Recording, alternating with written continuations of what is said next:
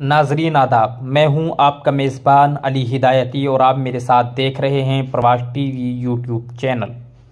آج 19 نومبر 2022 بروز بار ہے اور میں کچھ اہم ترین خبریں لے کر آپ حضرات کے سامنے حاضر ہوا ہوں۔ آئیے جانتے ہیں آج کی کچھ اہم اور بڑی خبریں۔ راہل گاندھی کی بھارت جوڑو یاترا اس وقت مہاراشٹر میں ہے۔ اس یاترا کے دوران راہل گاندھی کے ساورکر سے متعلق بیانات نے مہاراشٹر میں سیاست کو گرما دیا ہے۔ راہل گاندھی کی یاترا اگلے چند دنوں میں مہاراشٹر سے مدھیہ پردیش میں داخل ہونے والی ہے۔ اس سے قبل اندور میں راہل گاندھی کو بم سے مارنے کی دھمکی والا خط ملا تھا۔ اب پولیس اس خط کی جانچ کر رہی ہے۔ راہل گاندھی کو دھماکے سے اڑا دینے کی دھمکی والا خط اندور میں ملا ہے۔ ایک مٹھائی کی دکان کے باہر ملا یہ خط کسی نامعلوم شخص نے دکان کے باہر گرا دیا۔ اب پولیس نے آس پاس کے CCTV کیمروں کی جانچ پڑتال کی بنیاد پر ملزمان کی تلاش شروع کر دی۔ خط میں راہل گاندھی کو بھارت جوڑو یاترا کے اندور پہنچنے پر بم سے اڑا دینے کی دھمکی دی گئی ہے۔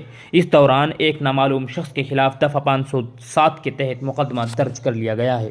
پڑوسی ملک سے ایک غمناک خبر موصول ہوئی ہے۔ مفتی اعظم پاکستان و صدر جامعہ دارالعلوم کراچی مولانا مفتی رفیع عثمانی صاحب انتقال کر گئے۔ انا للہ و انا الیہ راجعون۔ مفتی رفیع عثمانی صاحب طویل عرصے سے علیل تھے۔ مفتی رفیع عثمانی دارالعلوم کراچی کے صدر اور محتمم تھے۔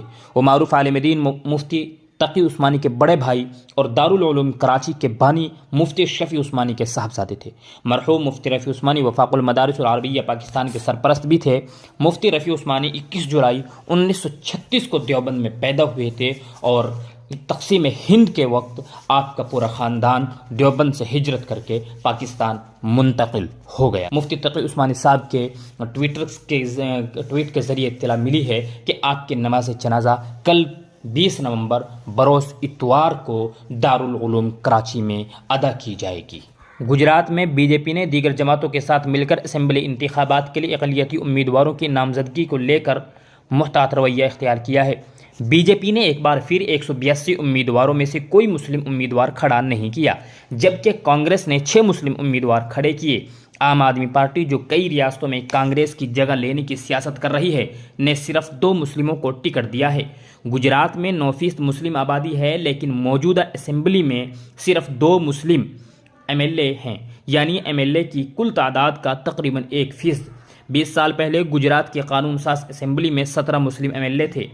تقریباً 25 سال پہلے BJP نے 1 مسلم امیدوار کو نامزد کیا تھا۔ اب ہر اسمبلی الیکشن میں مسلم MLAs کی تعداد کم ہوتی جا رہی ہے۔ اس سال مسلم امیدوار کم ہیں، اس لیے امکان ہے کہ گزشتہ انتخابات کے مقابلے اس سال مسلم MLA کم ہوں گے۔ اویسی کی پارٹی نے بھی 14 سیٹوں پر امیدواروں کا اعلان کیا ہے۔